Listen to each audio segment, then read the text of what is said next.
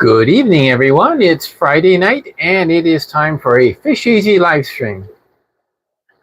Just wanted to let you all know we appreciate so much your coming, and if you're watching on replay, please be sure to drop a thumbs up or a comment down below so I can certainly respond to any questions you have.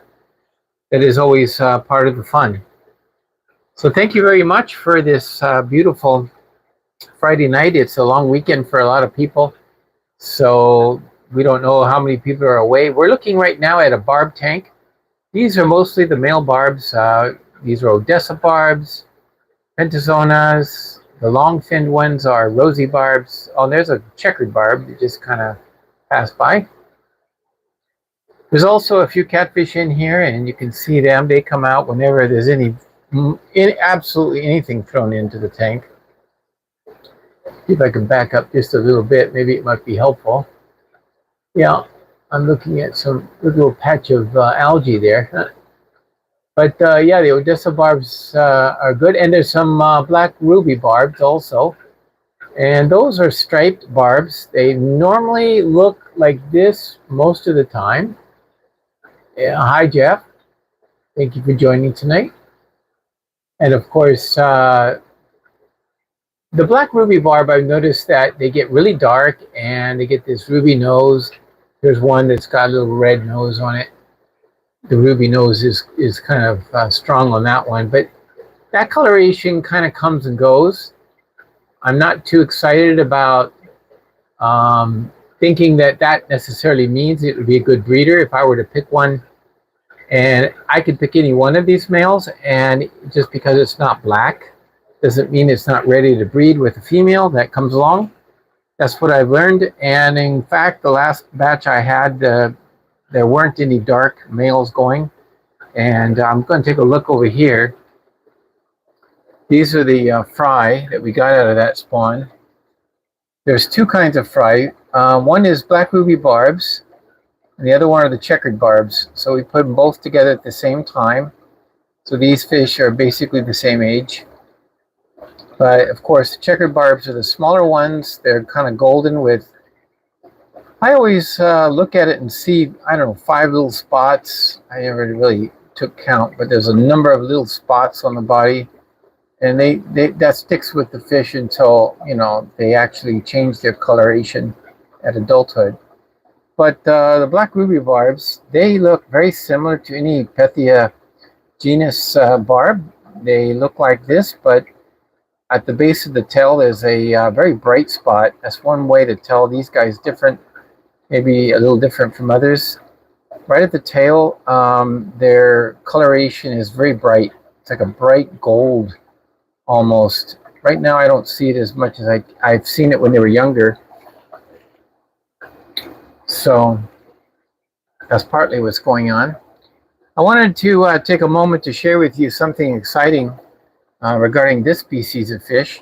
There's a number of different ones in here. You see the gold, red-shouldered gold variety of Apistogramma. That is the McMasteri. There's a number of those in here, and these are looking very good. You also see the black blotch on the side of certain ones that are Apistogramma. That's the juvenile Apistogramma panduros. They're doing well, but take a look at these colorful flag cichlids. They're also a dwarf cichlid. They've got one black spot on the middle. You can see it.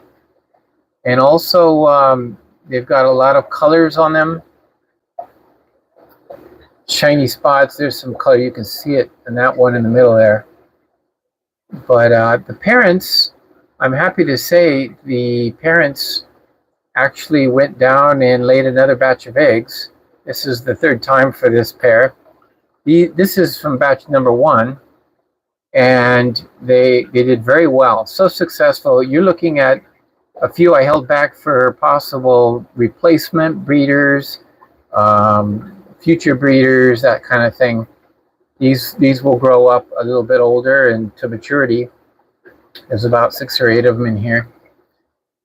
But all the rest of them, there were about 130 fry that were transported to the grow out center, and turns out that they were a hot item, and we sold almost all of them. There's still about 25, 30 left, but we've sold 100 of them already, and people are asking for them. So on the wholesale market, we've sold to various stores. You can pick these up. The first ones to go went to a store called Planted Aquaria in Oakville. And there's also a bunch of these in some more central, actually, I believe, and some of the other stores more in Mississauga. Anyways, I'm excited because they went ahead and laid again. So let me show you those. Those were eggs that they had one more batch. So the batch of the breeders are up there at the top right, and in the penthouse number 4. And so we go up here, get on the stool and everything, and I'll show you the parents. These are the parents right here. They're very camera shy. They see a big black thing and they hide. But that's the parents.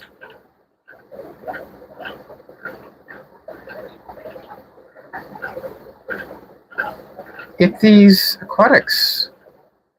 Welcome. So glad to have you with us again tonight. And we're looking at the flag cichlid. This is Leidacara curviceps. Now, this pair has laid 3 times since we originally had another pair and the male died. They didn't get any success out of it. I went back to the store, and fortunately I spotted a male left over. It was pretty good looking, and we caught it, put it in the tank, and 3 days later we had eggs. It was kind of that fast. But anyway, they did a great job with the first batch, but I wanted to talk about that tonight because sometimes I left the batch in there with the parents to see if they would be good parents, and they are. But the second batch didn't turn out so good. But when they laid the third batch, I pulled them out last night, and there were eggs. Now they're wigglers. So as you can see, we've got a new group coming, and that's great because apparently these fish are going to be in demand. Most fish that are dwarf cichlids seem to be very popular. So they're on the rock here. I pulled them out. The rock was situated underneath this, right where this rock is. I replaced that rock with the ones with the eggs. I just swapped them out, took the ones with the eggs. Now I'm using a method specific to putting the breeder box right here on the same tank, and there's a reason for that. And when you understand what the reason is, you'll kind of understand the importance of doing this. When I had the other pairs, I've taken the eggs out before, and this pair here, which is super, super skittish, they don't like the camera at all, but they're hiding underneath there, that piece of wood. But this pair has laid several times, and never do I get anything. I think what they do is they eat the babies or the hatchlings or wigglers, or they might even eat the eggs. So if I were to see them lay, I might pull in fact, I should probably move the wood so I could see if they do lay eggs. I would know. But when a pair does that, there's one reason for pulling out the eggs, and that is that every single time they do something or have a batch, they don't keep them. They're just bad parents. But in this case, these are good parents, but on the second time go around, the eggs didn't hatch, or they did hatch and they disappeared. But I'm going to add this caveat. The pH was too high. It was not low like an initial go around. So as you can see, when I decided these guys were probably going to go down again, we put a box filter in the back. You see that little box filter is a corner filter. We're going to talk about that, the aqua. It's called an aqua papa. aquapapa, and we put an aquapapa in there and brought the pH down. Right now it's closer to 4.7 to 5, in that range, very low pH. And when they laid the eggs, I left them for a couple days, but I noticed something, and this is the important thing I wanted to share. My pH, and Stefan, you ask about the pH. Yeah, I have gotten it down to 4.4, 4.5 on a lot of the South American cichlids, and with no problem. They it usually sits around 4.9, 4.7, I guess, is about a standard with using one of these aquapapas. And tonight I'm going to show you how to do an aquapapa. So that's kind of interesting. How to do a tank like this is a 5-gallon, 5.5-gallon, and we've got now fry. Now what I did was, the reason that this is here is because I don't want the water chemistry to change. I want to keep it low and then just slowly build it up. I can do that, but I want to see them hatch first. And so the eggs did hatch in the 4.7 pH. In fact, I have it written right down below, behind here. What is it? 4.8. There it is, 4.8 on the 28th. And the ppms were 160. So 160 is a little higher than I prefer it, but not bad, because it all depends on what is causing it. Now you notice there's not a lot of unhatched eggs. In other words, white eggs. This is a very low pH, and so I'm not expecting actually any fungus to be growing on these eggs because the pH is just so low, very acidic. So I don't usually have issues with that. But we'll see. In a couple more days, these wigglers are going to be probably off the rock, and we'll go ahead, and at that point, once they start swimming, I probably will move the breeder box, and I positioned the rock right under the flow, so you got flow right there, right? And so it's coming in from the tank, and it's just kind of dripping in on them, so there's a constant flow right on top of these fry. And very few eggs didn't hatch. So if you look at the numbers, look at the eggs, we're looking at probably 150 to 300 eggs, anywhere in there. We're looking at a couple hundred, and so this will be great.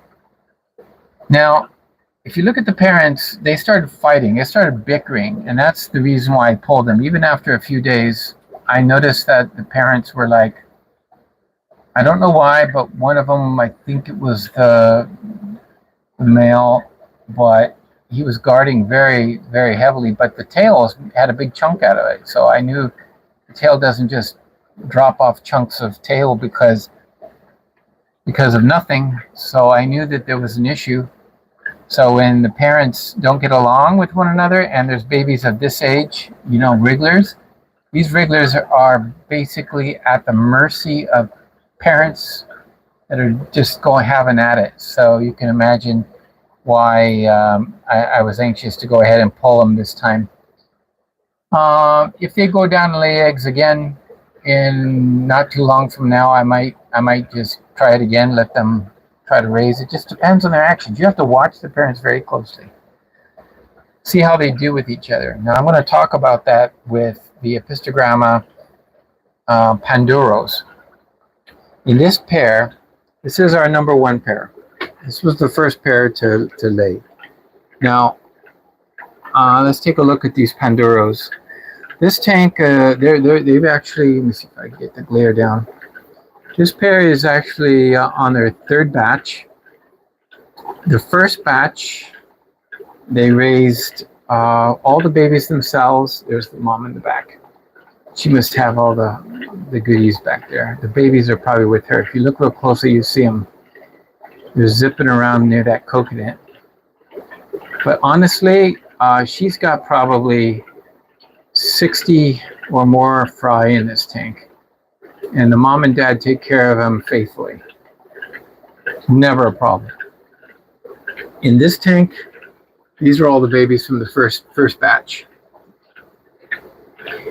I just, when I was ready to, they were ready to probably move the parents out, I took the parents out and put them in a different tank, all set up, ready to go for breeding again, and just left the fry to grow up in this 10-gallon.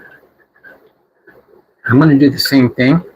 It's almost time. I'm thinking about taking this pair out again and putting them in this tank. So here's another tank. There is a pair of Pelvichromis subocellatus in this tank, but the pair's not doing well. So I don't want this tank to lie fallow. I don't want it to be not producing. And yes, the pH has dropped down. It's actually in 4.7 or 4.8. And using the box filter in the back, you'll see it's got some peat in it, and also the floss or filter floss.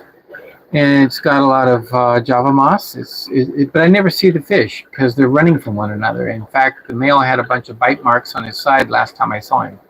But that's no good. They should be out and about. They should be either with fry or not, regardless, right? But this pair, awesome male here. This boy is dad number 1, and there's never a problem. And I don't see a missing fry from their batch ever. So at least so far. So right now, I think I measured the pH last night and wrote 5.5. So right now it's at 5.5, and I'm just keeping it at that as they slowly start getting larger and larger. Now, looking at the other pairs that we have, I wanted to point out that this pair had a batch, a very good sized batch, but it's been 2 weeks maybe, and I hardly see any fry. So what has happened to the fry in this tank? What has happened to them? What happens, I think, is after 1 week, either the parents decide they're getting frisky again, and that's what happens. And if they are, they kind of neglect they might even, I think they're eating the fry, because I don't even see one now. This is the exact same thing that happened over here. This pair had a nice batch, but after the fry were out and about, now here they are. I think she's on eggs again. I haven't seen any fry yet for a second batch, but their first, I drew a line through the date. On 8/8, they had a batch and they lost them all. Gone. So I think in this case, the next time they have a batch, I will leave them with the fry until they've been eating on baby brine shrimp for about 5 days. And then they'll be big enough, I think I'll siphon them out. I'll go ahead and remove them because that's no good. This pair here, let's see, this pair here, you can see the fryer, they're big. And parents wanted to get together, so I separated them. I put him in the timeout box, and he was getting a little jostled. I think she was either being protective of her fry. Now, I haven't noticed any loss of fry in this tank, but obviously these are big now. But since I have this spare tank right here, I'm getting it ready. I'm going to go ahead and just throw some leaves in there. I got the Aqua Papa in the back going to town. I'll have to check the pH. It's probably dropping.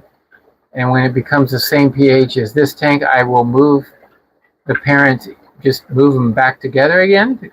He can come out of the box, and then I'll have the fry left. And I will go ahead and grow up these fry, and they'll be ready for sale in another month or two. A couple months, we can sex them.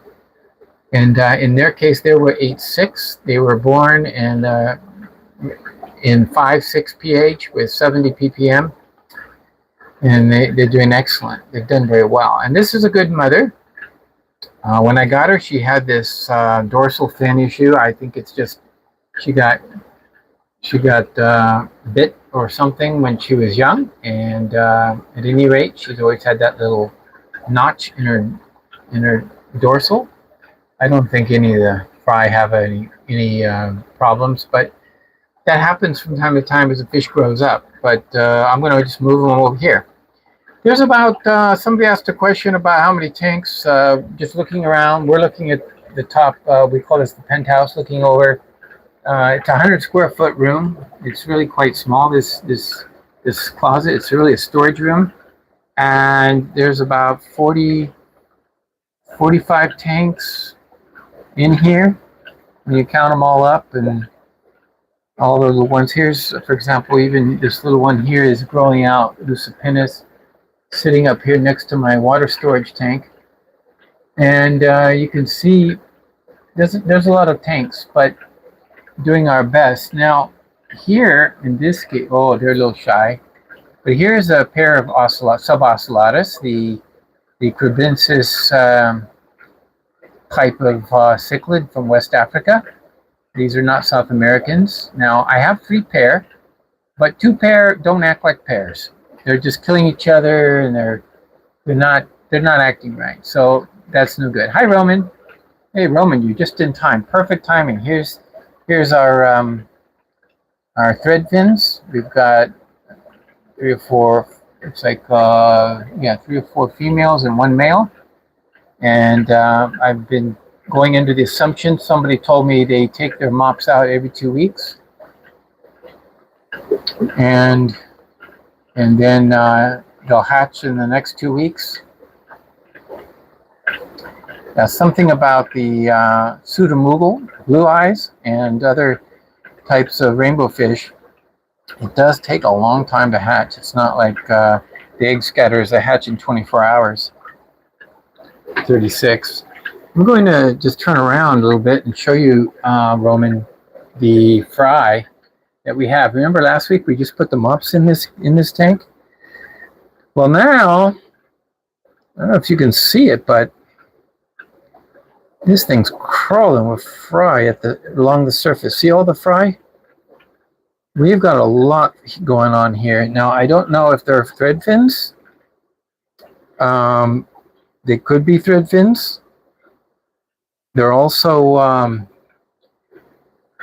dwarf neon rainbows or praecox. They're also, we've got some pseudomugel luminatus. So these were the 3 kinds of mops that we threw in here last Friday, and they've just started hatching away. So what I'm doing is giving them a surface food. So I did the paramecia first, and that was important. Let's see if I can do this one hand. This is reefroid. Reefroids. It's actually a food for coral, I think, but it's super fine. It's like a fine powder. And I'm going to sprinkle it on the surface here. You can see. There we go. And you can see it forms a film. See the film? You kind of get a good idea. That's what happens. It will stay there for a little while. So it doesn't just immediately sink. The surface tension is going to hold it there for a while so they can pick at it. And that's what they're going to do, is find their food. If you can throw about that much in there as many times during the day, throughout the day, you're going to do very well. And they'll survive. These guys, some of them are already, I've seen growth on these fry. So it's really working.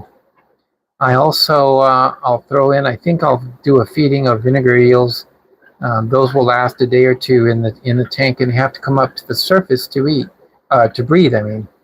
So the vinegar eels are a great choice, because as they come up to the surface to breathe, these little guys are going to hunt them down.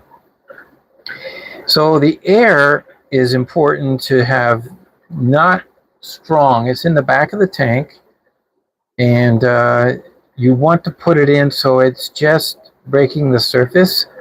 Looks like I think it's a little too strong the way I have it right now, but being it's a 5.5 gallon, it pushes them up to this side of the tank where it's a lot calmer. So it's not really a big issue, but you could even reduce it a little bit. So that is what we're going to do. We're going to maybe put in some more mops. In fact, I forgot to take the mop. I was at the one place. Yeah, my thread fins are very plump. They get fed plenty of baby brine shrimp, and they're kind of dedicated to it. No, just there's several kinds I use. Thank you for asking that question. This is micro. This is the micro powder from Sarah. I might throw that in instead to give them some variety. This is a kind of a green. It's got spirulina in it. Reefroids is just very small. I've also got some other types around the room. So I think the combination of the powdered food on the surface and the live foods is going to be what's going to allow these guys to take off. Now, do you recall last week at the live stream, I had these mops, one of these mops, I brought it over, it was in a tubby, and I took out the mop and I put it into the tank, and then I set the tubby down and I looked at the tubby and I says, yeah, you gotta, double check, because you never know what's in the tub. Do you realize that in the tubby, I had just I used the tubby to just transport the mop, and in the time it took to transport the mop and get it here and to put it into the tank, I had 4 or 5 fry in that tubby. I couldn't believe it.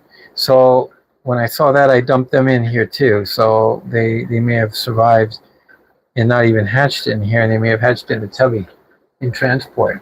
Here we're going to set up our CPD. I haven't had a chance to clean out the egg trap that we're going to use, but we're going to use this tank for CPD production.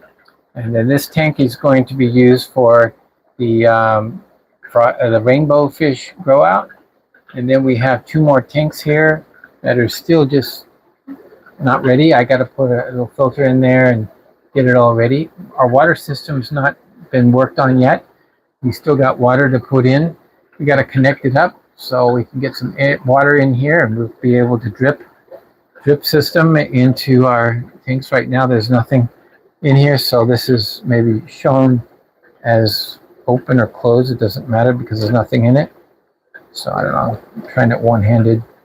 Anyway, so that's something exciting to show you, is the fry we got from just this week.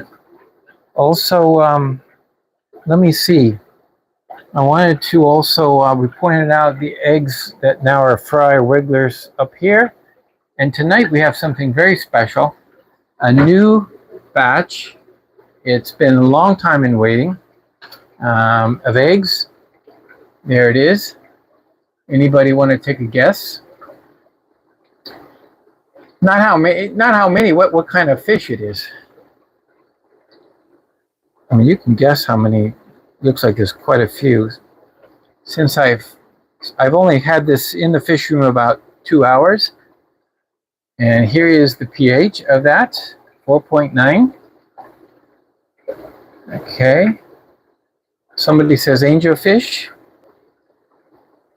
You're very, very accurate. It is an angelfish. However, what makes these special? I mean, I've got a lot of angelfish. I mean, I got these are about ready to come out of the box. These are going to have to go into the tank soon, like maybe this weekend or latest Monday. These guys have to go. This is angelfish.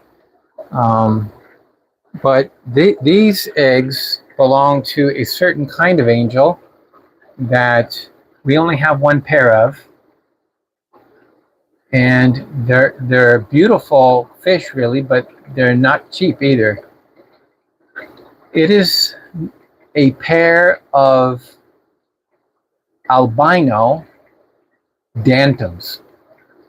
These are albino dantum eggs, and we really need a good hatch and success. And one of the reasons we've not had success every time they've laid in the past is because we believe the pH, eggs would turn white and that's it. So tonight, I'm going to put 1 drop of methylene blue in here just to be on the safe side. one drop in this, what is this? It's almost a gallon size jar. It's a little smaller than the one behind it. There's a taller one right there. This one, though, probably is just shy of a gallon. And there's so many eggs, and a couple have turned white, but I don't want them to fungus. Being in such low pH, I'm hoping that the fungusing issue will not be a problem. But to be really clear in the photography, I wanted to not put the blue in there just yet. We're going to do that now. And let's take a look at the ppms. That would be the button here. Looks like 120 to 130. So 130 looks like ppm, parts per million. And so there is, not sure if, you know, that'd be a problem. It was RO water that we used for the fish. So it could be that it's not calcium.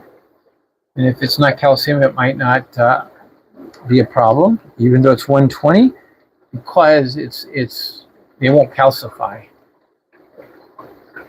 But we'll see. We've got a couple white eggs. Maybe those are, my guess is that those are just, honestly, I think they are just the ones that didn't get fertilized first. That were the first ones to go. The tool, this is a Milwaukee. This is a Milwaukee MW802 Pro. It is got pH. It's also, if you're interested in the TDS meter, but also there's the microsiemens. It tells you what kind of microsiemens it is, and it's tied to the ppm. So, but we're looking at a 0.2 microsiemens. Yeah, it's. I like this device because pH. You know, normally, let's turn it back on. I meant to push the pH button. So it says 4. It goes pretty fast. A lot of pH meters, especially the silly ones that are pen, you know, the cheap ones, you have to wait forever for those things to finally reach their pH value.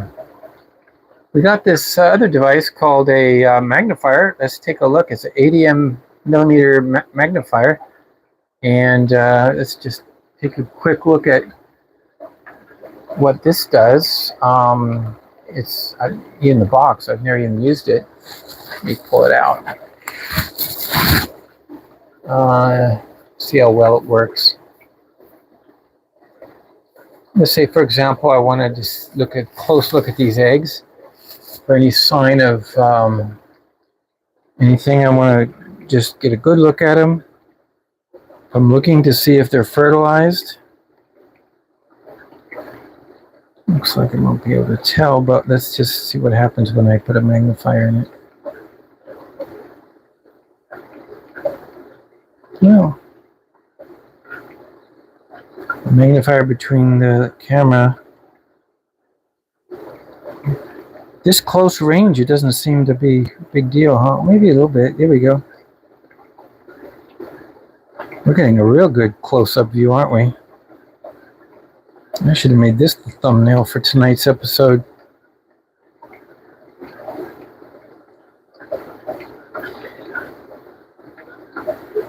I really wanted to be particular. I might even take a needle and remove those white ones. Get them away from the rest in case they do start to... Yeah, so I don't know if that...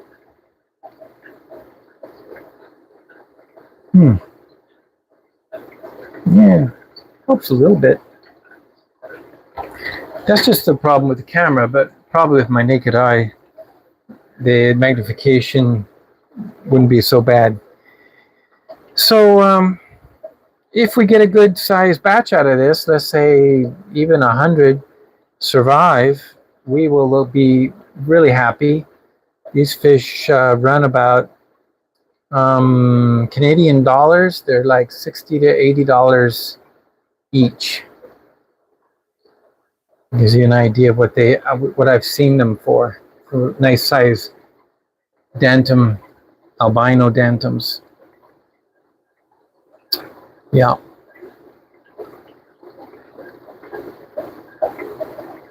So that's exciting news. We'll check back in a couple days. I don't know if you saw my video, it was posted yesterday. We were, as a follow-up on our recent discussion on the paramecia. And so I answered the question as to whether or not you can get the infusoria out of your tank and use the system I use to create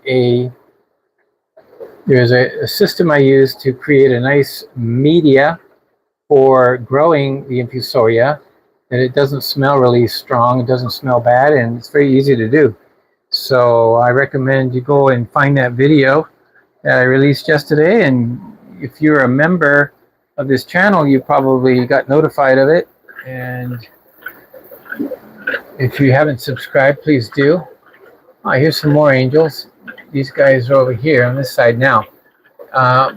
Speaking of this one, this batch over here is on this tank. I got to move it over to the other side of the room because zucchini, in this case, I'm feeding zucchini to these Ancestris plecos, and the problem is that it will actually clog the intake.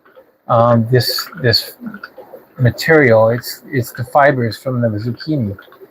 So we don't want that to happen. If water stops flowing in these things, that can be an issue, and you'll see the fry at the top gasping for air because they'll exhaust the small water. They need that constant flow. So if you're going to feed zucchini, don't put it on that tank, that's for sure.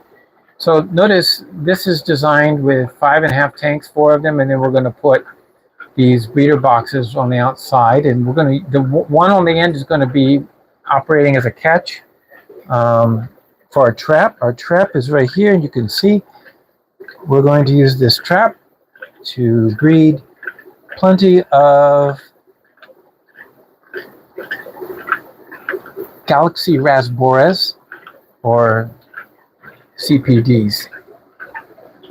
Here in the community tank, I think I've set up 2 tanks for breeding. I think I'm going to go for the cherry barbs. I don't know. I just want to see if these guys are old enough. Here's the male. They're such a bright fish, especially in the dark. When it's real dark and I put a blue light on here, and they really stand out. Cardinals just kind of disappear in the dark, you know. They've got light and you don't see them. But these guys, whew. So I have 2 males. Here's the other male down here.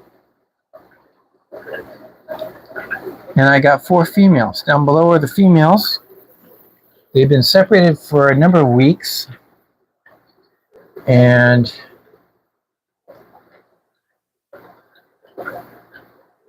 I got electric blue rams in here, black rams. There they are. Here's our cherry barb females.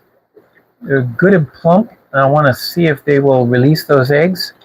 And since I only have the 6 fish, I got those at a club auction, little club auction. It's my local club. They have a monthly auction at their meetings, and somebody brought in these 6 cherry barbs, albino cherry barbs they are. And I went ahead and went for them since I've never had cherry barbs. I'm going to add that to my collection of barbs that I've bred, and we'll do it. Now that I've done the black ruby barbs, I can move on. Now after the cherry barbs, I think the next one will be the rummy nose. We're going to do that special.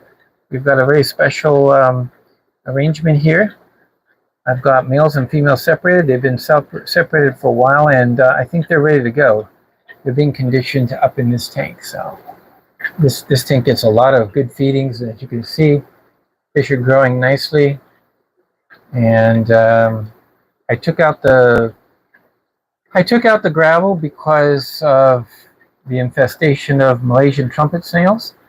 I just don't care for them to be in the gravel, so that's what they have. Now, let's go and answer a few questions because I think there were some. Hi, Steve. Welcome. So glad to have you on with us tonight. Very special to have Steve. Hi, everyone, and thank you for joining us at FishEZ. If you haven't hit the thumbs up yet, please be my guest, and thumbs up if you really like this content, if you like Fish Room and Fish Talk. There was a question. Fish traps will float more reliable if you jam pieces of styrofoam into the inverted ends. Okay, you're talking about this, right? The timeout boxes I use. Stuff, yeah, it's a great idea. Put styrofoam in there instead of just using air. It's just a short-term solution for separating the male. I'm going to tell you why. I think last week we talked about these, right? We opened up a box. The ones I bought have a solid bottom so that when I feed the fish, food will stay in the bottom and it won't go through the holes. And yet there's slots on the sides. And so this is an older one.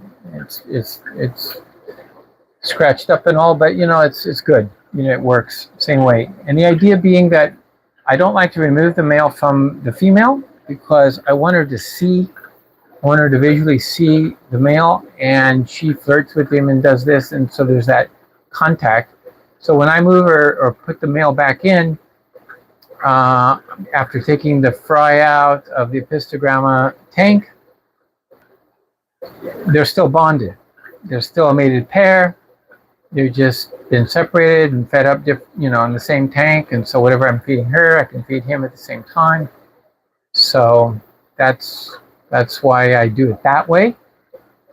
I could probably put a breeder box, but the breeder box, I don't think they can see outside the tank and into the breeder box as clearly as you can if this is floating in your face and there's just a piece of plastic separating you from your betrothed. So that's the reason why.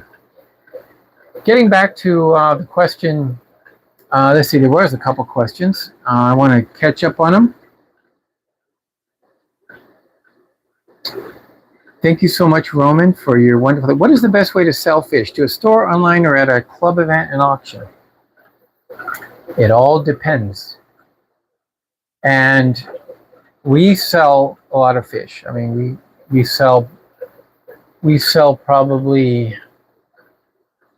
On the average, I'm not sure how much gross sales. Gross sales, I know just for this year, it's let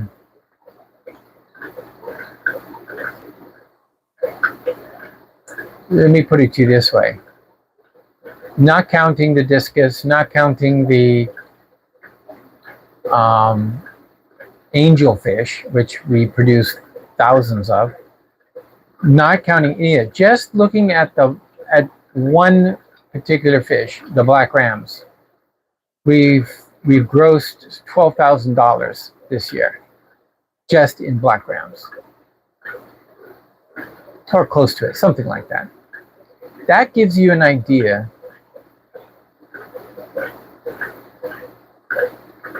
that there is a way to sell fish to maximize your profits. So if you're producing a fish that is marketable, so angelfish are like those, rams are like those. If you're producing fish that are marketable, in other words, it's something desirable by the fish shops, you have to sell them at a price that's reasonable for the fish shop. They're not going to pay you retail price for that fish, right? They're going to pay wholesale price, right? Which is, I think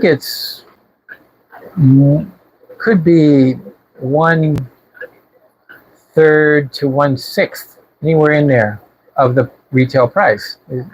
So in other words, they mark it up 6 times or 5 times, maybe 3 times. And they have to, because they take a big loss when the fish dies. They have the brick and mortar store. There's a lot of reasons why they have to make. There has to be a good markup. So you're selling in quantities a fish that is desirable, that they can move just as fast as you can breed. And that means, yes, there'll be some wholesale deals going on. But let's say, for example, I have right now 6 swordtails, and those swordtails are fry growing up from a from some swordtails that were sent by one of you members out there, Jerry. Thank you, Jerry. Thank you so much. We've got the swordtails, but that's all we have. There's probably like 6 to 8 fry. And they're swordtails, and they're not even the colorful ones that the stores buy. It's the kind that your target is really going to be somebody who knows that these are the kind of swordtails. There's all kinds of different strains of, or not strains, but species of swordtail, right? And so your market is going to maybe be somebody who's in a fish club, somebody who knows swords, somebody who wants that species. So that's why we're saving those. We would never take those down to the fish shop and say, what do you give me for these little baby swords? And they'll look at you like 20 cents. I can get them for 30 cents a piece, right? Okay. But this particular sword is maybe a kind that they're not getting in. They're not, and if you know what kind they are, you can label them that way and put them in an auction, a club auction. And the people at the auction are going to be saying, okay, I know what the value is for those swords, and I'm looking for those swords. You find somebody looking for them. If you get lucky and find 2 or 3 people looking for them, they're going to bid against one another, and you might get a nice price. So you've maximized your price on swords. But I only had like 6 or 8, so, I can bring in some revenue. There are classifieds. I know when I was in California, I used classified ads through Craigslist. Here in Toronto, there is a Craigslist, but it's not as popular as Kijiji. So this is the same thing where private people are selling things to private people. And so when we have oddball stuff, we often will put it there, but we're not going to sell it to people in general for wholesale prices, because we can get wholesale prices, right? We can already take the fish to the stores and they'll buy them. We had a visit this week. We were at one of the Big Al stores, and the fish room manager, he's very pleased with our fish. He said to us, he's only going to buy our angels now. He says, he's so impressed because our angels don't die. He gets them from other sources, they're either weren't, if they come from overseas, they come in big shipments, you're getting thousands of them, but they're being raised in ponds. I mean, I don't know what the conditions are for these fish, but by the time they arrive, half of them may even die off in a short amount of time. But our fish don't do that because they're raised here. We feed them the best food. We don't feed them cheap food. We feed them Basileer. We're feeding them and watching them grow, trying to get them grow as fast as possible, but they're under our care, and we're taking top care of them. So all the fish you see at aquarium.biz website, you're going to, obviously get good fish. I mean, look at these Apistogrammas. I mean, I haven't even advertised. I'm going to start advertising now. If any of you are interested, you got to let me know. You can send it to the email address on the channel's website, or you can go into aquarium.biz and hit the contact page, and it'll go right to me or my partner, and boom, and we got your order. But these beautiful Apistogrammas, we hate to just go to the store and sell them off when we know there's a lot of people who could use some good quality Apistogrammas, like these red-shouldered gulls. I don't know of anybody who has them in Canada.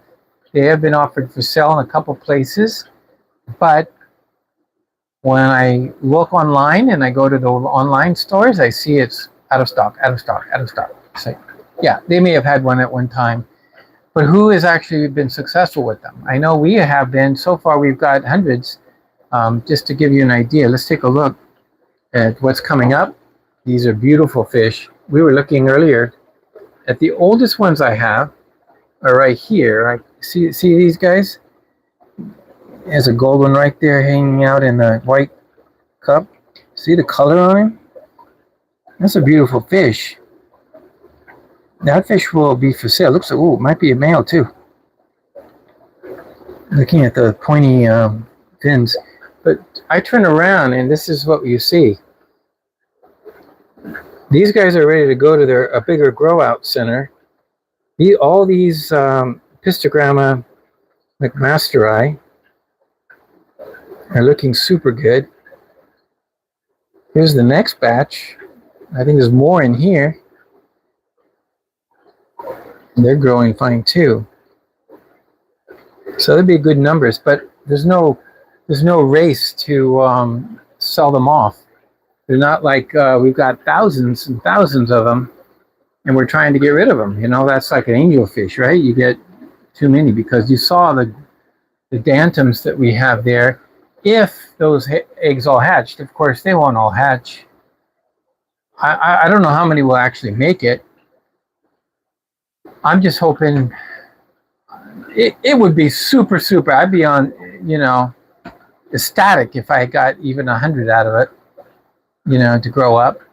We got a tank full of 100 or even 60. My goodness, that'd be good because we could pick some breeders for ourselves to grow up to replace the only pair we have. Also, then we could sell some as well and get our money back because we did make an investment on those original breeder pairs, and I think when I got them it was 6 of them in total, and we're down to 3, and we've had the 3 for a long time, and they finally started to do something. But you know, it takes a little dialing in. You know, it's like, oh yeah, I'm going to breed Altum angelfish, right? You know, you're just going to go down to the store, buy some, and then expect to have these thousands of fry.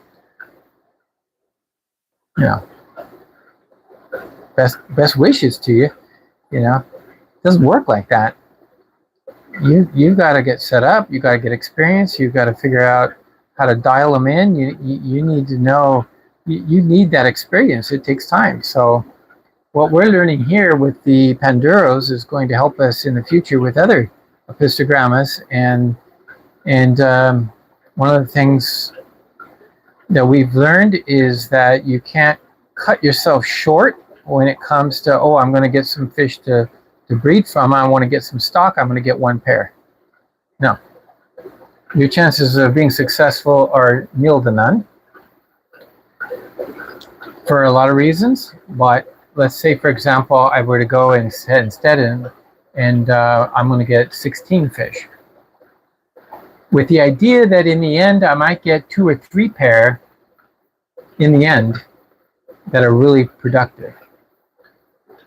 These guys behind us, this pair number 1, very productive. But that's 1 out of 5 pair. One of the pairs, the male killed the female. No good. That pair didn't pan out, right? The other pair, you know, they're eating their fry. No good, right? Didn't pan out.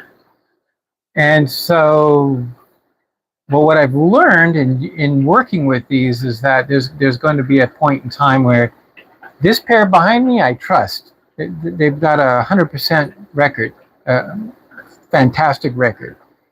I trust them. And so the next time they lay eggs, I'll probably just leave the babies in with them, just like I've been doing, and then just move them out when it's time. But on those other pairs, I don't trust them. Too many things can happen. They're either not bonded well, or they just... So after the fry are about 5 days on brine shrimp, maybe a week at the max, and there's still a good number of them, I'm going to siphon them out, put them in a breeder box, and we'll watch them just like you saw here, all these Apistogramma red-shouldered gold morphs right here behind me, and we're going to raise them up that way because it's the sure way to make sure that they pan out. So I have tried in the past multiple times. You see that right there, that breeder box? I've tried to artificially raise the flag cichlid many times, and it's never worked out. The fry don't hatch.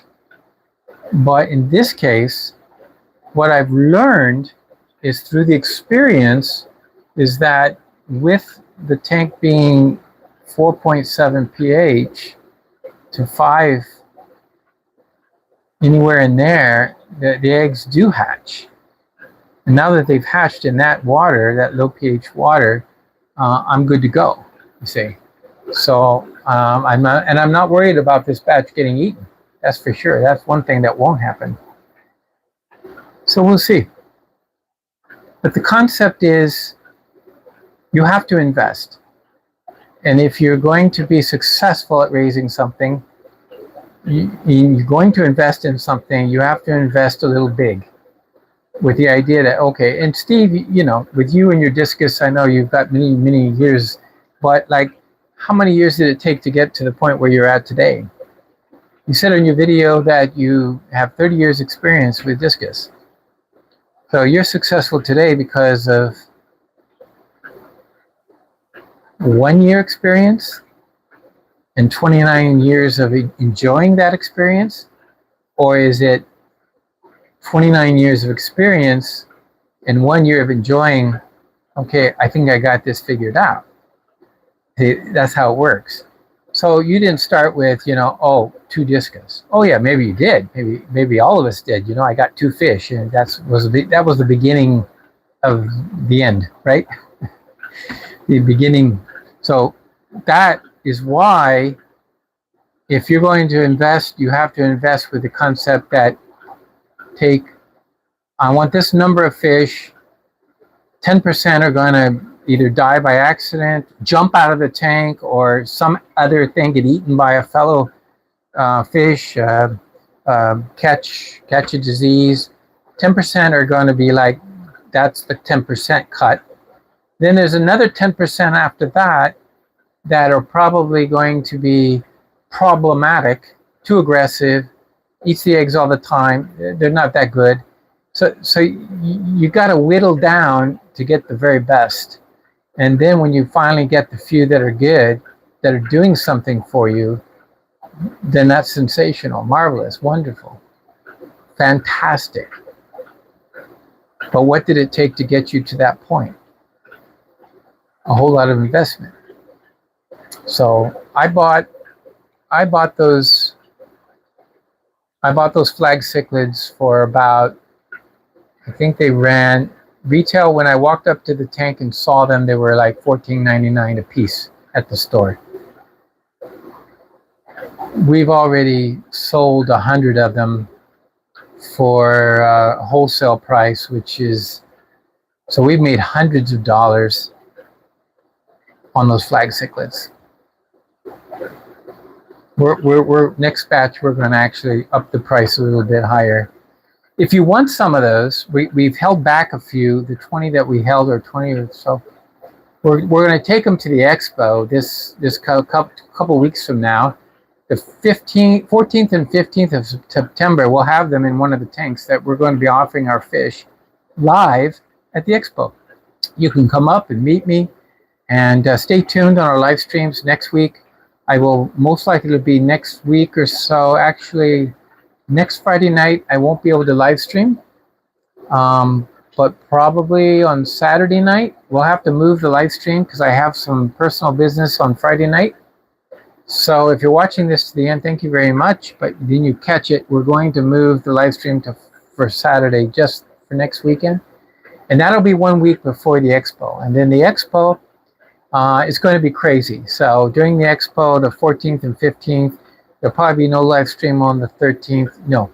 But you can come down and be part of the live stream at the Expo, which will be, we'll be showing off all the tanks, all the fish, all the axolotls, and all the specialties that we have. And you're welcome to come down, pick out your fish, get some flag cichlids, and they will be a very good price. And plus, I'm going to give you a discount because you're watching us here on YouTube. You'll get a discount because you'll have a special code. I'll tell you what that is next week. So tune in next week, and that special code will give you a discount. And at checkout, you just tell me that I have a code, and it's going to be such and such. I haven't come up with the actual code yet. I don't know what it is right yet, but when I get it, it'll be into the computer. So it'll be in our list. And when you say, oh, I have a code, we're going to like, oh, okay. And sure enough, once we have that special code, you can come in and buy things for a nice chunk off. And I'll tell you what that percentage off will be. And we also, yeah, we'll make it special for you. But you got to come in because you're going to pay to get into the facility, right? You're going to, it's great. Come down, see the Canadian Aquatic Expo and meet, I think Chris Biggs will be there. Also, another one you might know, his name is Joey Mullins. You know Joey Mullins? He's going to be there. Most of you have heard of him, maybe. Yeah, he's going to be there both days. They've got activities going on at the Expo, the Canadian Aquatic Expo. I met Joey last week. He came to our booth and looked at our fish, fell in love with the zebra plecos, of course, and we'll see what else we're going to have at the place at the Expo. We might do a special live stream just for this purpose. But anyways, I wanted to mention this for everybody so that you can be alert. If you're in the Greater Toronto area on that time of period, you want to come down, check us out, meet us in person, talk, and chit chat. I met last year. Red Laser came and said hello. Yes, that's where we met person to person, face to face. It was great to meet you there.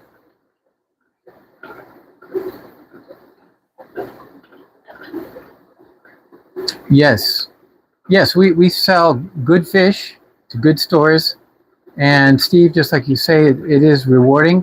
When we were at the store yesterday, we went Wednesday, actually. We went Wednesday, and the reason they had some rams that we wanted to pick up to add some bloodline to. So, oh yeah, you're doing all this from 40 tanks. No, that's just what's in this room.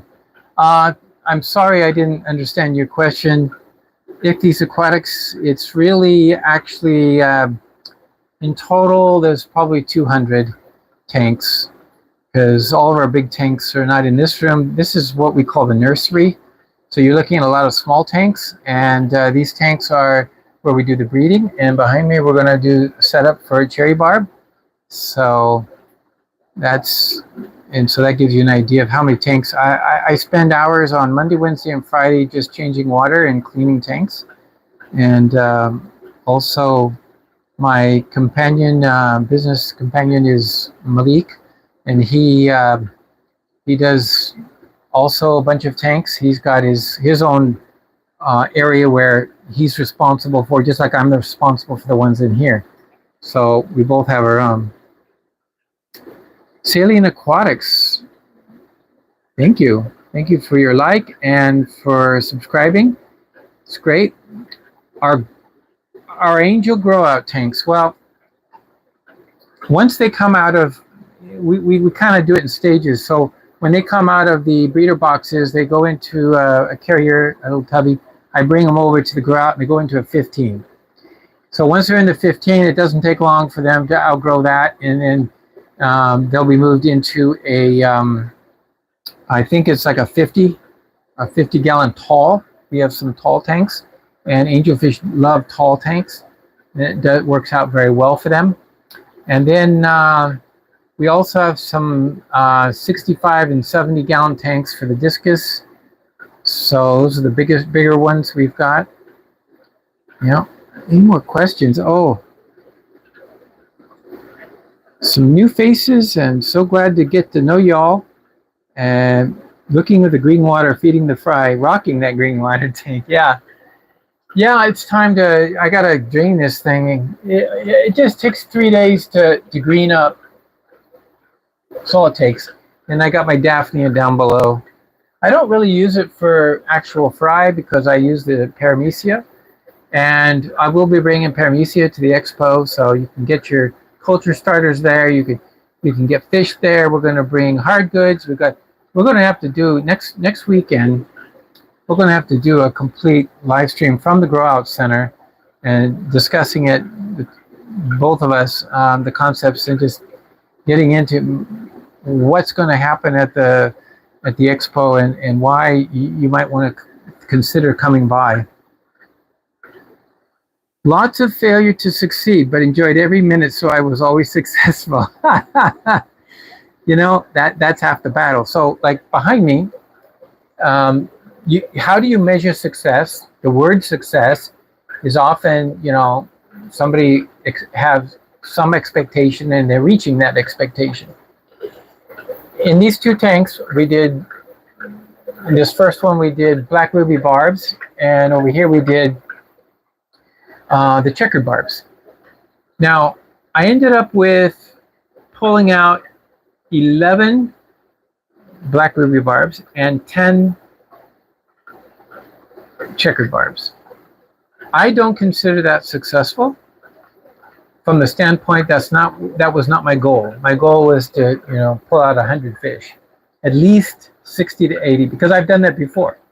I've taken barbs and I've been able to do that. However, I also view it as a success, on the other hand, because these breeders that I put in there, I thought were a little too young to breed. I wanted to see if they were ready yet.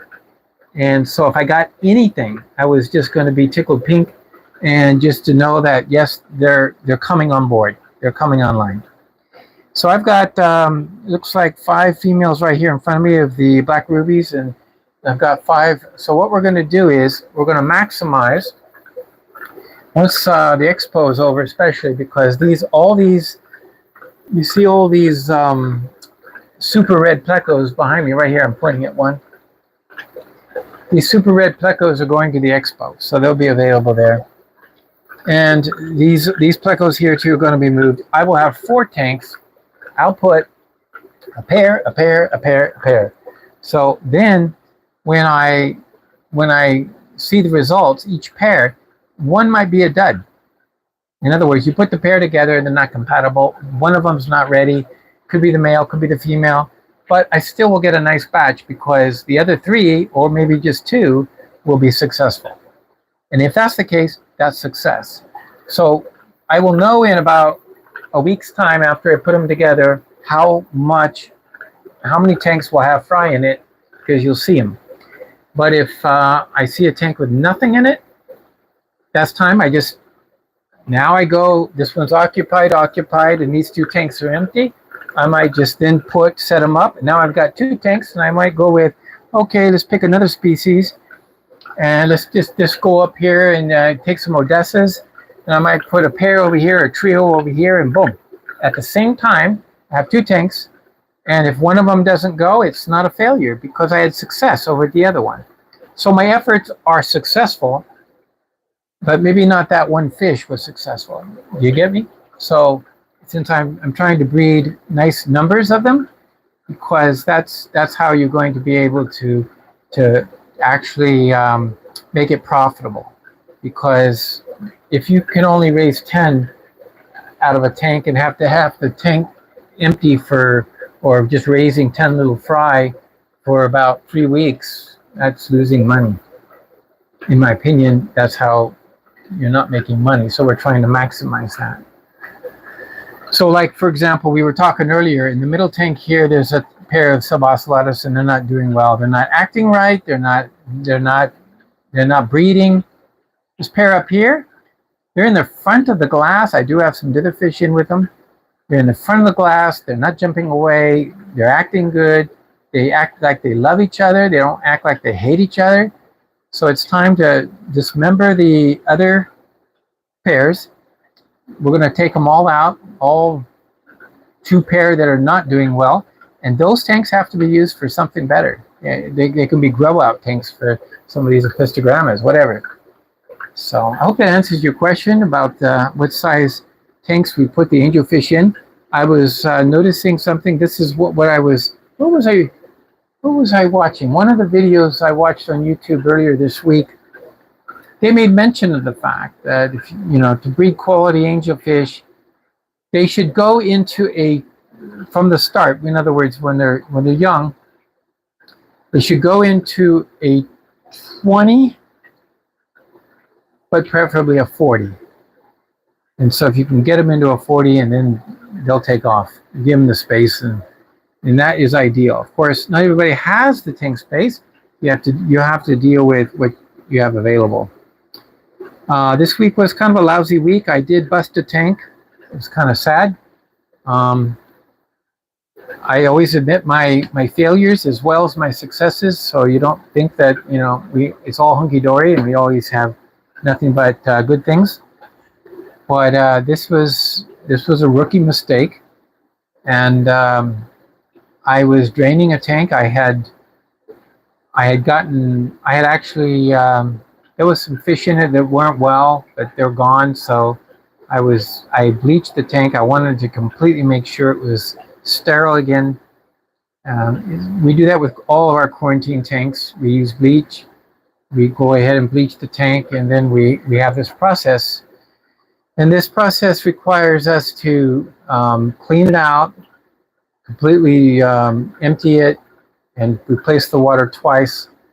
And then if we don't dry it out, if we dry it out, then the bleach is gone because it evaporates.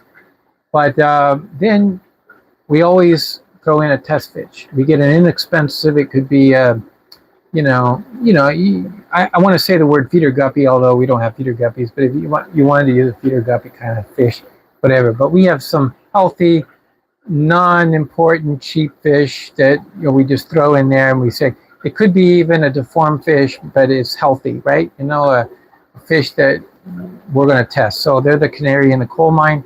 We throw it in the tank, and it has to survive 24 hours. Then, when it's just loving life, and you see, the tank is ready. Anyway, I got off topic. So here we go. I drained the tank, and what I did was I just started the siphon, going down the drain, and walked away. Was doing water changes on another floor of the grow out center. I started stepping down into the basement where the tank was, and as I'm getting closer and closer, I start to smell something. Something's on fire. Something's burning. And I was like, oh no. So I quickly made a dash about the room looking for something, and then all of a sudden I heard this pop! Rookie mistake. I drained the tank, forgot to unplug the heater. So in this tank that's empty now, the heater had been running for a good while.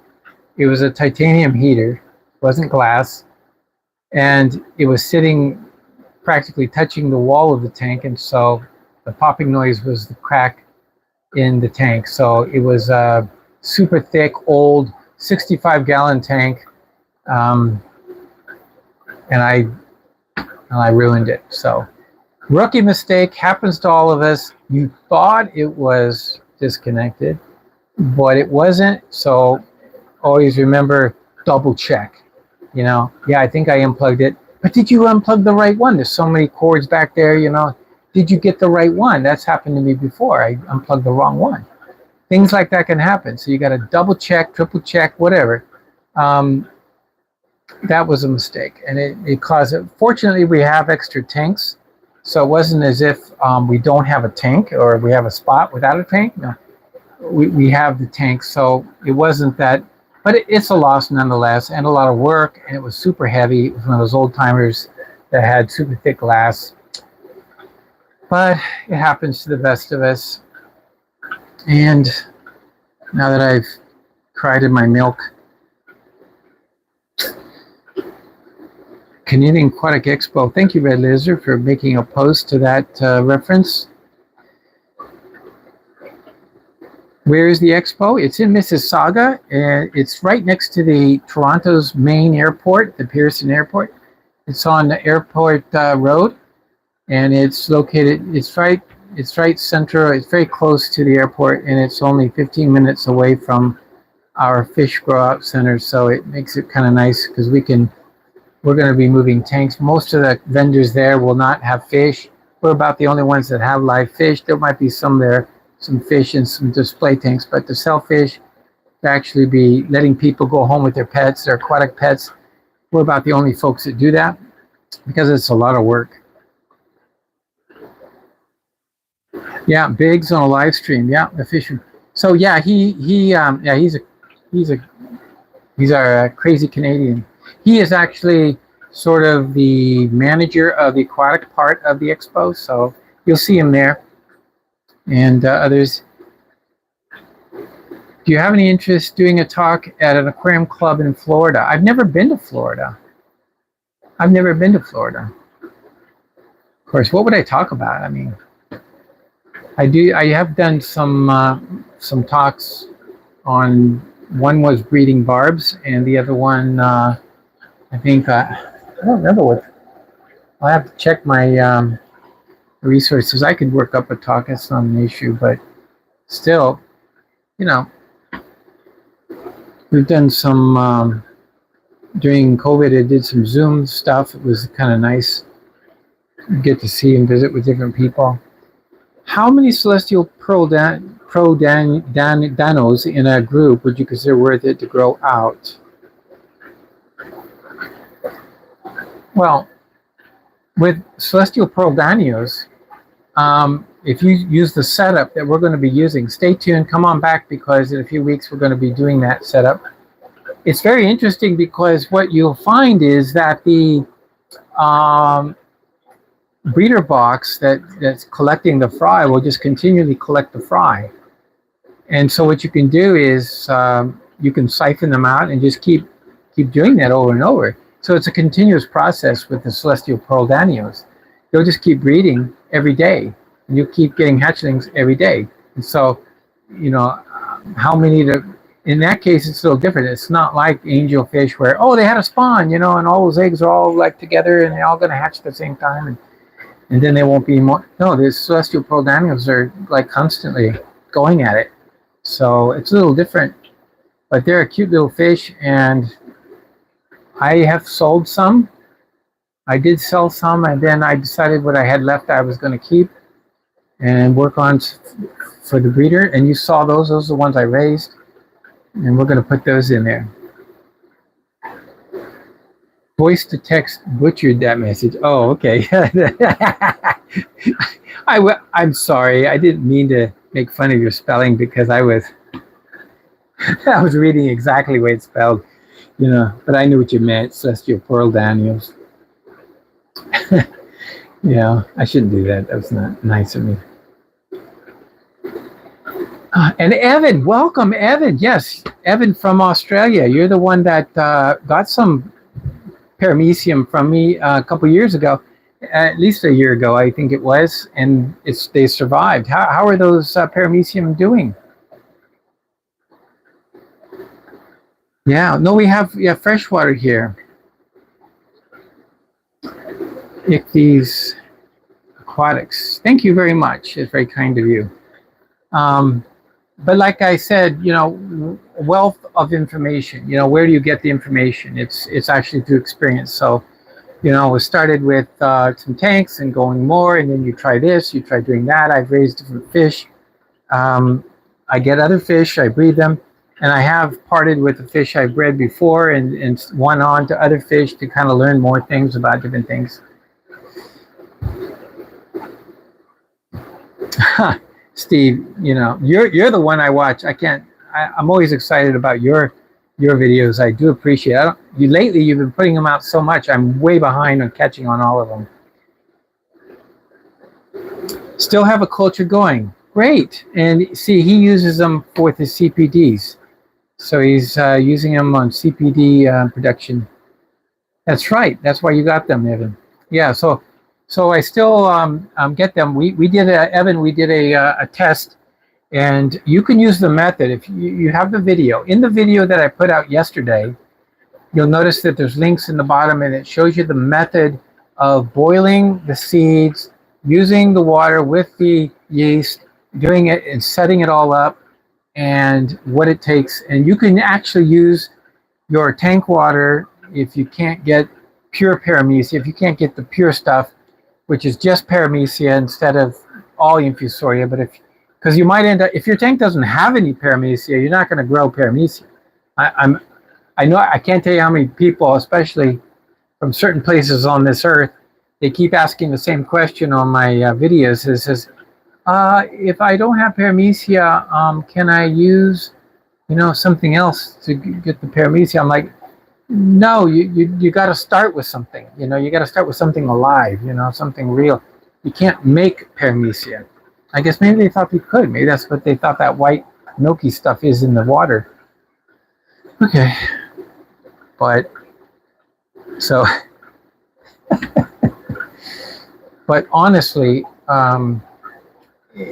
you can do it using the method. So the video is a tremendous teacher. My #1 video of all time is that video on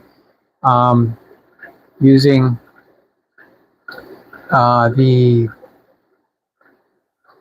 paramecia, how to culture paramecia, and for feeding to your fry. It's the #1. The #2 video is interesting. It's an old one I did when I was in California, actually, in my old fish room there. And what it was is how to change the water in a tank was full of fry and not lose your fry. How do you get the water out? Because if you try siphoning out, you're gonna suck up the fry, right? And they don't have strong those currents. You know, how do you do it? There's a lot of ways to. I don't use the method I show in the video anymore. I use the drip method, and I just drip the tanks. In fact, right now we're dripping. Yeah, in fact, this tank here, you can see, yeah, it's dripping. Water's coming out. I was just kind of doing a water change on these 2 tanks. So yeah, they're filling up, and they're just overflowing in the back, going down the drain. So it just takes a long time, but it's a very slow method, and it works. And no fry gets sucked out because the holes for the overflow are all covered with sponge material. Can I use oatmeal to grow instead of the seeds? Yes, you could try other things. I don't know. I don't know why you can't find some wheat kernels. They're called red berries, but they're just wheat kernels, hard kernels. I order on Amazon. It just delivers. You know, although you got to buy a lot. You know, because you don't need many. Just boil a few seeds. But if you want to use oatmeal, go right ahead. I mean, it probably does the same thing. It on the bottom with the yeast, it reacts and causes a bacterial bloom. And then the bacterial bloom is what the paramecia thrive on. They do not eat the seeds. The seeds are just the culture media. It's like the microworms. I use the instant mashed potatoes. Some people use oatmeal. Same thing, right? It's just the medium. The worms don't actually eat the media. They eat it anyway. Yeah, if you have oatmeal in your cabinet, try it. But I will say this. The likelihood is it's going to smell and be very strong odor. That's the likelihood. I think it might. But if you do it and report back to us and say it's okay, it's not that bad, let me know. Maybe one day I'll try it. I've tried, what I used to try before I did that is corn husks. I got corn husks, and that's what I used because that's what I was originally told to use. The odor was pretty strong, but it wasn't bad. Some culture mediums are just bad. But I just put like 2 corn husk leaves inside the bottle, and it really worked good. Yeah. But once I got the wheat berries, I started using those. The odor is really dropped down, and it's hardly noticeable. I have to stick my nose up to the bottle in order to smell something that's going bad. So that gives you an idea of why. So, but yeah, you can use probably other things. Oatmeal is probably going to work. Not a problem. Thank you, Red Laser, for posting on the paramecia video. Great. And thank you so much. I wanted to just point out we talked earlier about what we're going to do now is we're going to set up a, before we go, I got to do something. I feel like doing something with you. We're going to open a box. It's this box, and it's called Aqua Papa Corner Filter AQ 2008. There you go. Now the Aqua Papa, when I first saw them, I thought, oh, kind of a chintzy little thing, you know, and you know, when I started getting into aquariums, I was like, oh, you need a filter. You need a real filter, right? You know? But I've gone back to these, and I'm using these, and we just put in a big order for these because I'm using them now in all these tanks. Why? Actually, it's not so much for the filtration, but it's for the there it is. There's no instructions with it. Maybe it's not. Maybe there are instructions in it. No, there is no instructions. It doesn't come with instructions. I guess they kind of know you know what a filter is. And this is the Aqua Papa. It's a corner filter. So you can sit it in the corner of your tank. Let me just do this real quick. You can sit it in the corner of your tank and it takes up less space. That would be like, you know, my big round ones I got from Gemco. They're fine for big tanks, but when you got a small tank, you can't put one of those big filters that takes up half the tank. But let's take a good look at the design. The design is that the top part can move, shift, and adjust. It's got this end piece right here, so you can jet. It comes up and the air goes out. You can shoot it across the top, the water flow across the top of your tank, if it's a small tank. And then it goes up a little higher, giving it more flow, which is good. The air just goes in right here, the airline. But now I'm going to take off the lid. This is how it is. Water goes down inside here. And they've got special filter floss. This white one I don't use. I need some space in this because I'm doing something special with it. I'm doing a hack, right? This is what they call it. I'm doing a hack. Taking that out. It's very scratchy, this one. I might use it there. But then it comes with another filter, which is foam that is very fine. And then there's foam that is coarse. And it's on the bottom.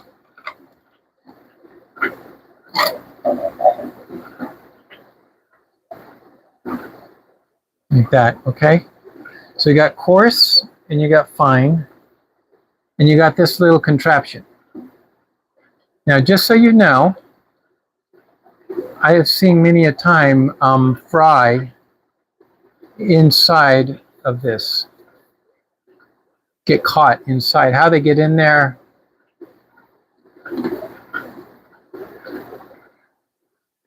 mostly when it comes to rams will do that to you. I'm going to tell you why. I've learned how rams do it. A ram has an instinctive reaction when it's disturbed. Like, for example, if you sticks a net in the tank or you try to catch it, or you know what the rams do? They all drop to the bottom. Every ram just drops to the bottom. And when the fry do that too. If they're swimming along, all of a sudden a big bubble comes up, boom. They immediately dive bomb to the bottom. If you don't have that piece on the top, this one here, that kind of acts as a piece, and it's just water coming up. They're coming along and they're swimming along, and all of a sudden they hit a bubble, or a bubble whizzes past them. They immediately dive bomb. They head to the bottom and they go right down the tube, and that's how they get inside. I finally figured it out why that is. Now this thing, when you get one of the Aqua Papas, you'll notice that this thing is very loose because they kind of overstuff it, and it's totally stuffed with rocks to weigh it down, which is really nice. You get this nice set of rocks. I don't think there's shells in there, but crud, that looks like a shell.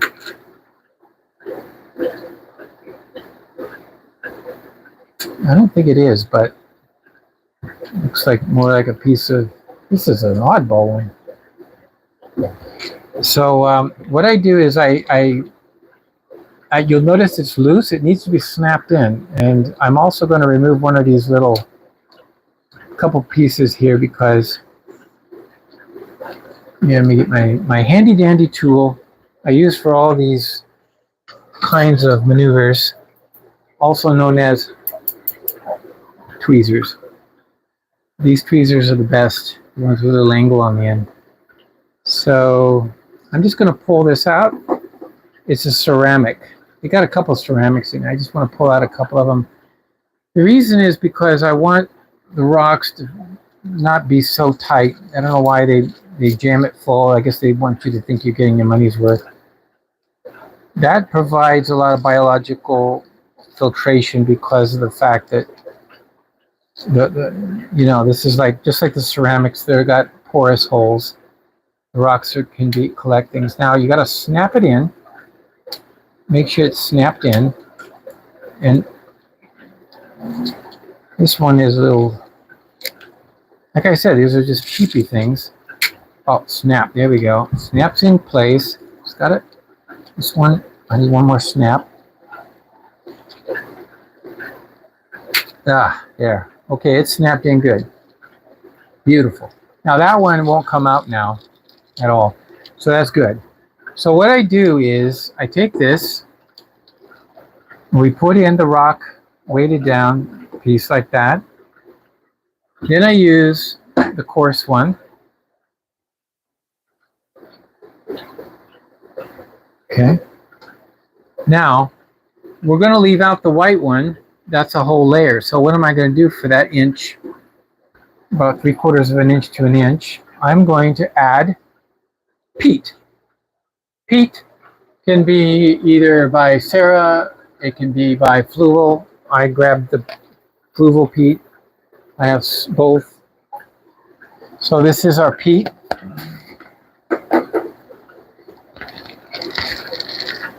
See what it looks like. It looks like soil.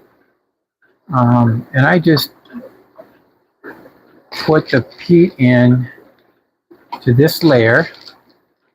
So the two, I'm using the two black filters. Now you can go by the instructions on the peat packaging for how much peat to put in for how many gallons. So basically I'm doing this corner filter with 1 inch. It's a small 1 inch, right? 3/4 maybe, and then I'm doing that. That peat that you just saw me put in there will be topped off with a cap here, the fine mesh. Boom. There we go. Take a good look at that. I got it sandwiched. This keeps the peat in here and doesn't let it get all over the tank. And then this goes on here. Snaps on. And Bob's your uncle. I'm ready. So this device is now ready for a tank. When I put this in the tank, I don't wash the peat. It tells you not to do that in the tank, in the instructions. And so what will happen is that we're going to end up just flowing peat through here. And this will go into the tanks, as you can see. I'm going to give you an up close look at this one. Here's one that's in operation. And as you can see, the water is coming up to the surface and then going straight across the surface. I think the water level's dropped almost an inch on this tank, so I need to fill it. But there it is. In this tank, that's a 4-gallon tank, but if you had a 5-gallon or even the 10-gallon tanks, if you use that much peat, your pH, and you put RO water, and then your pH will drop to 5.0. And almost it will even move as low as 4.7, but then it will stop. And it will stay at 4.7. It won't go 3, it won't go 2. It's not going to do a crash. For some reason, when you do it this method, the pH swings don't happen like they do if you try to change your pH with chemicals. And so this is what's really nice. You can drop your pH. Just doing this, I will run this, start running this, and watch day by day. It'll drop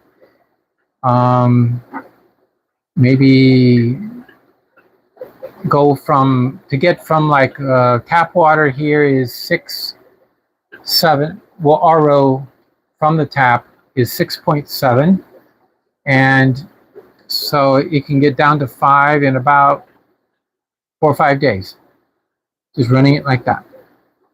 So this is ready to go. Into the next tank, I want to breed some Apistogrammas. And not that hard. I just gave you the trade secrets. And now you know how to do it. You can all go raise some great Apistogrammas.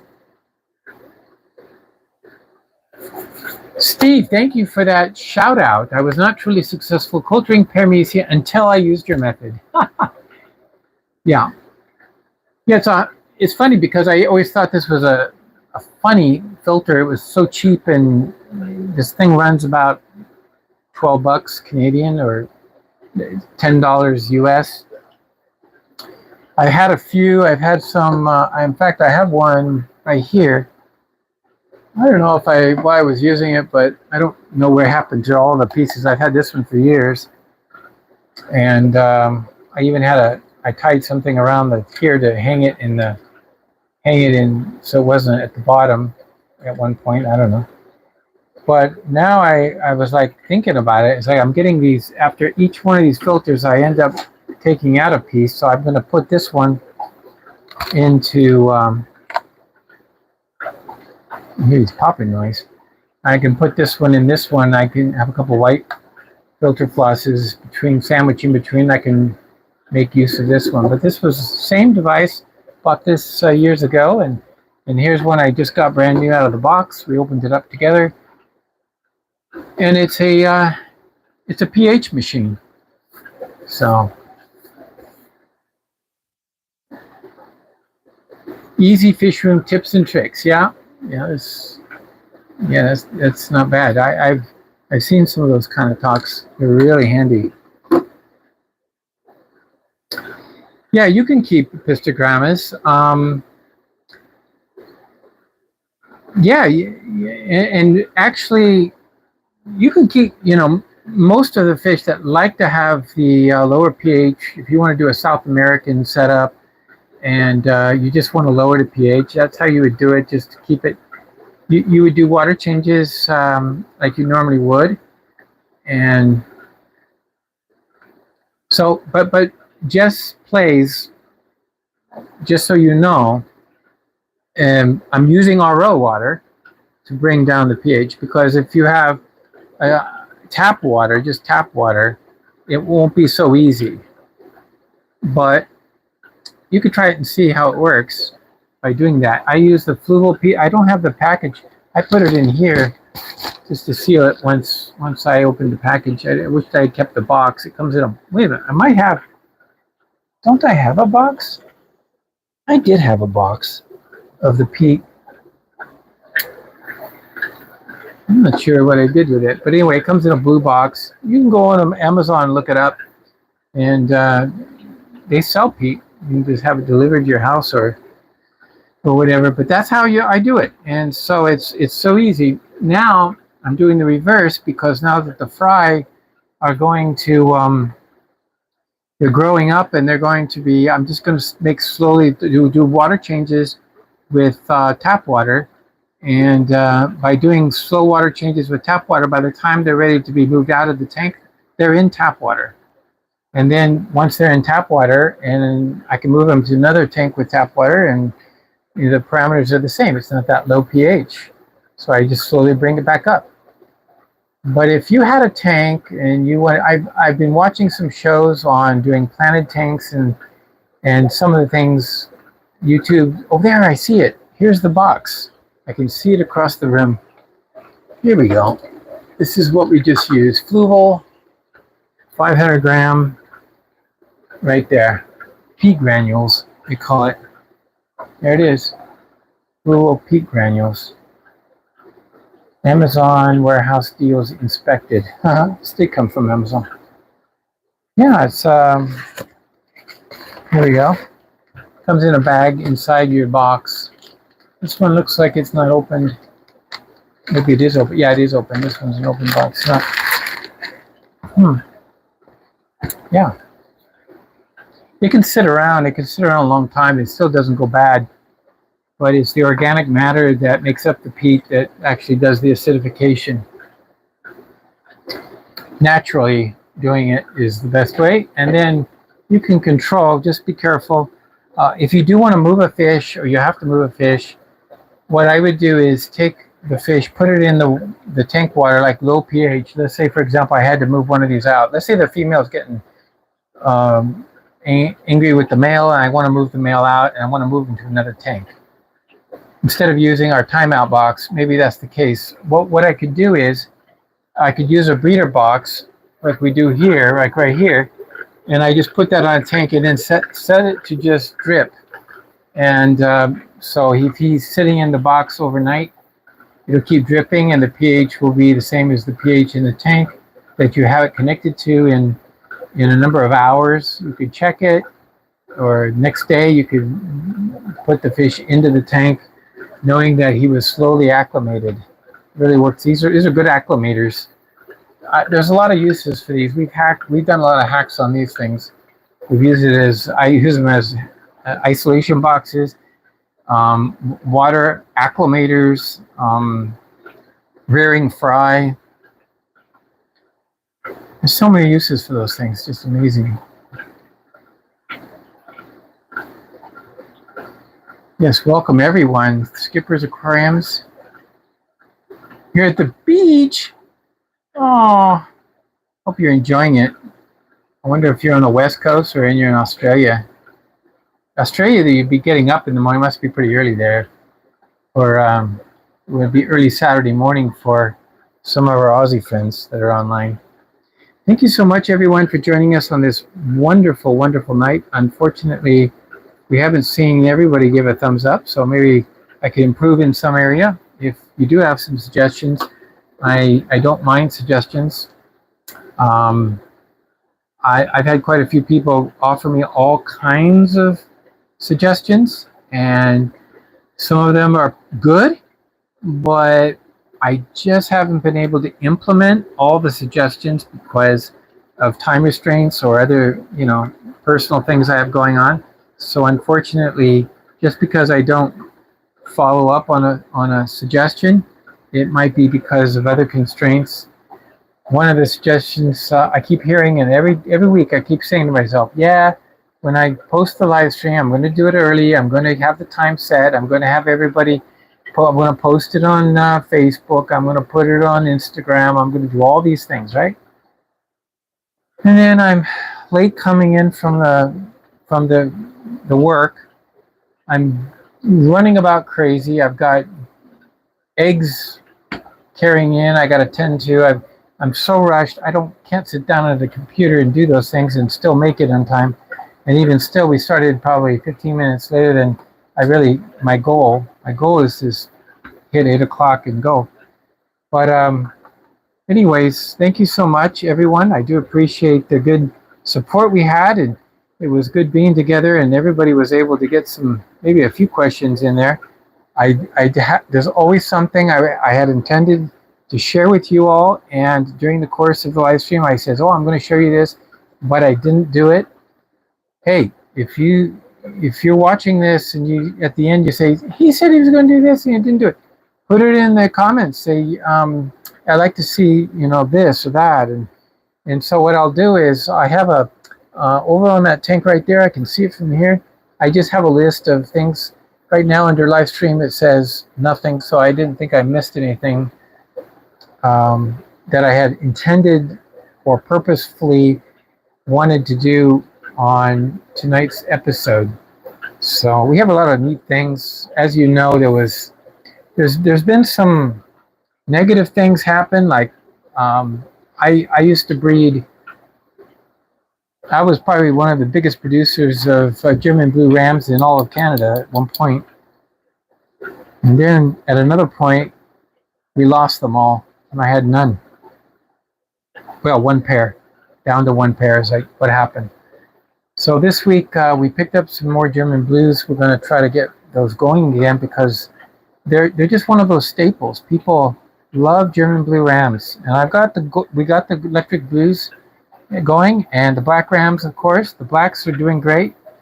We got plenty of blacks. We'll be bringing those to the show. We definitely have nice looking black rams there. That was one of our big things that last year as well.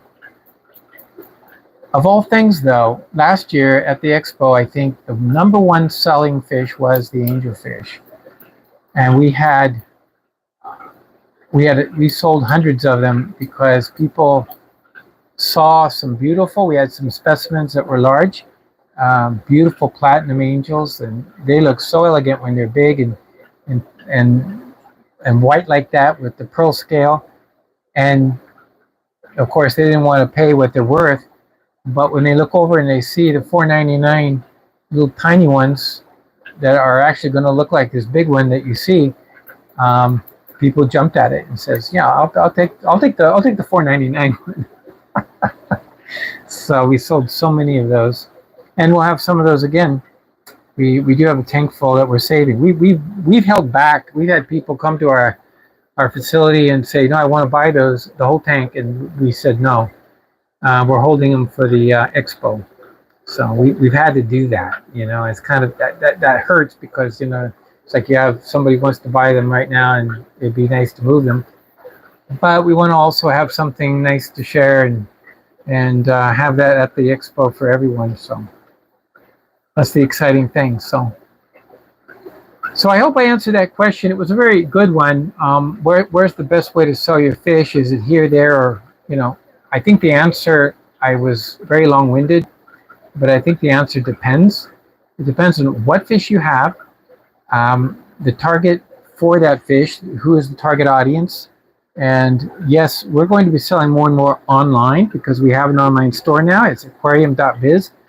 And right now I've got to fix some things with the shipping, but I'm going to make it so that the best way to do it is you put in your order, and then we'll get instantly notified, and then we'll tell you what the shipping will be, and then you can pay at that time instead of trying to pay up front and get the shipping right, and it becomes a mess otherwise, unless we have flat rate shipping, and that might work for most of the time. So, but yeah, there is an audience for the online because a lot of people require, like we've sold fish to Edmonton. Edmonton's got a lot of fish people.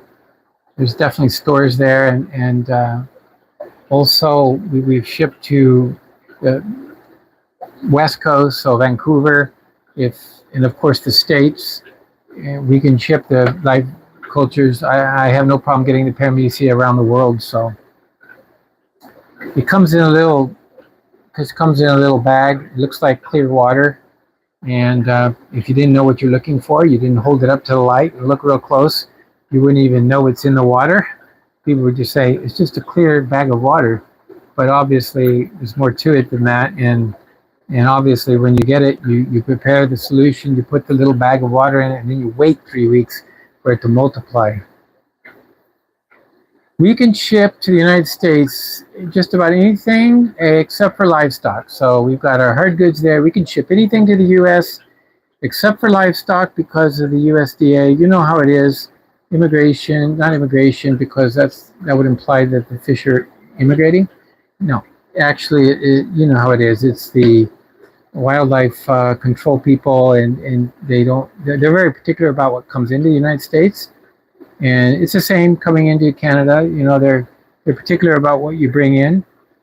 For example, one of the banned fish, believe it or not, is a banned fish are zebra danios. You cannot bring zebra danios into Canada. That law came about years and years ago, because there was a disease in the zebra danios that was causing issues, and so they just banned it from coming in. And I don't even think the reason for the ban is a valid reason for continuing the ban. But once it's in law, it's hard to get off, right? Because nobody wants to change anything because that's a lot of work, and there's no money in changing the law. From that standpoint, I guess there is, when you talk about taxes and things. When I bring things into the state, into Canada, I can go across the border, bring it across. You declare it, you tell them what you got, and they kind of look at each other and say, what's it for? And you explain it. And is it for your own personal use? And you say, yeah, it's for my fish room. It's for me. And they say, okay. Now, if you try to bring too much, they know it's like, no, you're importing. You need an importer's license. But it's just for personal use, and it's just like a small thing. But they didn't realize, what they don't realize is that, yeah, I initially I think I bought 6 or 8, I think I bought 8 red-shouldered gold morph Apistogramma McMasteri. I got them near Buffalo, New York. And not around here in Canada. So I brought them across, and what they don't realize is all I need is 1 male, 1 female, and then I can supply the whole of Canada. If you know what you're doing, you can do that, right? You can just multiply, and then now you're here. So, but yeah, if I try to import them, I'm an importer. I need an importer license. If I'm trying to bring in 1,000 cardinal tetras from Peru, that's a special person with a special license. That's not me. I actually have a friend who does that, and so that's why I got these beautiful cardinals, rumminose, and some of these fish that I was able to get really reasonable because I have a friend who's an importer, and he's able to get certain things from Peru. He's got some contacts there, and I do appreciate it very much.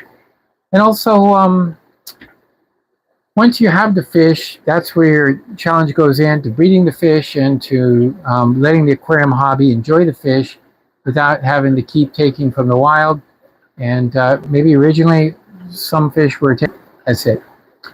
Thank you, everybody. I think we're at the end of my battery life. Yes, apparently so. So I guess we've been trying to cut it down for some time.